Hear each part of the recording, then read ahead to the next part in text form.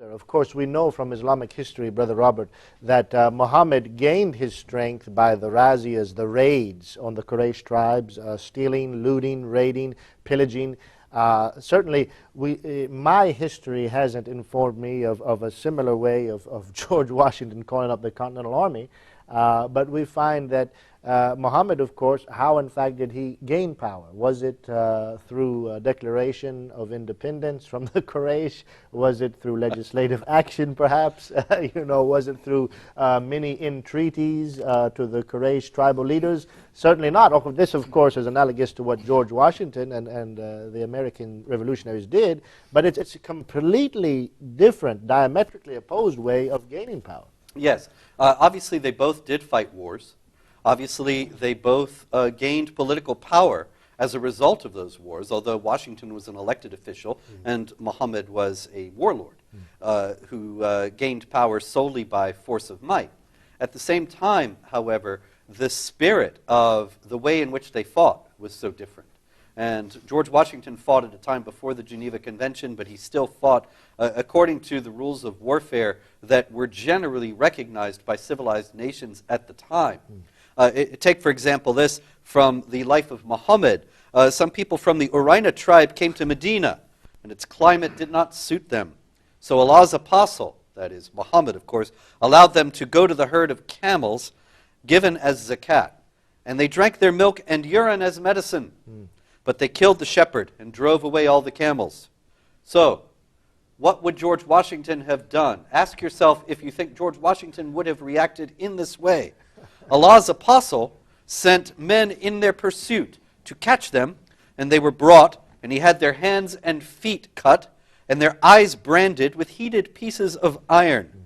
And they were left in the Hara, a stony place at Medina, biting the stones. Another hadith has it that Muhammad denied them food and water despite their begging for water in the desert where they were unable to move, of course, because their hands and feet had been cut off. And so imagine, Mr. President, did you ever behave this way toward the British during the American Revolution?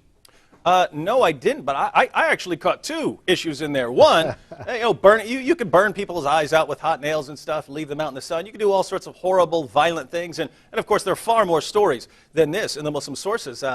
Torturing Kanena for money. He knew where some money was hidden. We're going to hold him down. We're going to light a fire on his chest until he tells us all kinds of that. But the drinking of camel urine.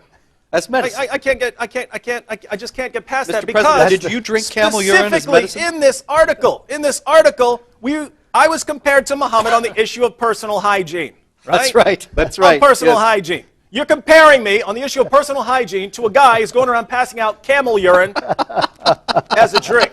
Oh. And this is sort of the capstone, because when you read the Muslim sources, you realize how disturbing this is. First of all, Muslims are allowed to have up to 4 wives, unless you're Muhammad, and then you get 9 or 11 or however many you want.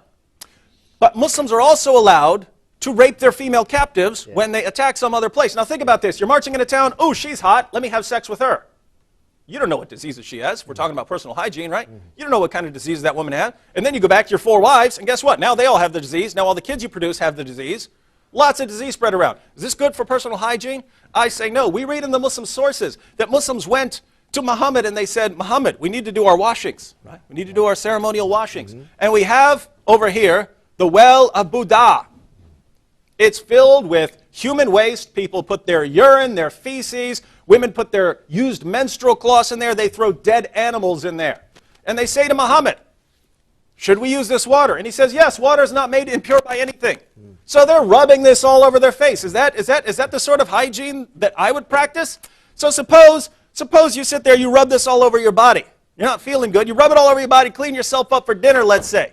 Then a fly falls into your meal. What are you going to do? According to Muhammad, you have to dunk the fly in there because even though one of its wings may have a disease like typhoid or something, the other wing has the cure for the disease. So a fly's over there crawling around on a pile of dog dew and then lands in your food, and you're sitting there following Muhammad's advice, dunking it in your food. Well, then you get a stomach ache. You want to drink water. Muslims one day found a dead animal floating in water. They said, Muhammad, should we drink this? They said, yeah, water's not made impure by anything. Again, so now they're drinking this water. Muhammad, we know, according to Musnad Ahmad, used to suck on the tongues of other men. Used to suck on their tongues and their lips. Now think about this. You wash up with human feces and urine, right? Then you eat your meal. You're dipping the fly in there with typhoid on it, right? Then you're not feeling good. You get a stomach ache. Let me drink some water. Now you drink some water with a dead animal floating in it. Then you're sucking on the tongue of your buddy here. You're both sick now. And what's the cure when you feel really, really bad? Camel urine. Camel urine, ladies and gentlemen.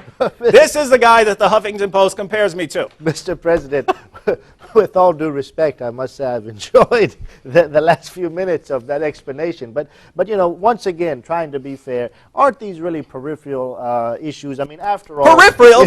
They're comparing me to Mohammed on hygiene, saying you should follow, and the article concludes by saying you should follow these practices. You should follow the example set by Mohammed. If you follow the example of Mohammed, you will die. You will die. You will literally get sick and die. The only reason Muslims are still with us is that they were smart enough not to keep washing themselves up with feces, not to keep drinking water from a pool with a dead animal floating in it. They were smarter than their prophet was, and that's why they're alive. So don't say I'm exaggerating here.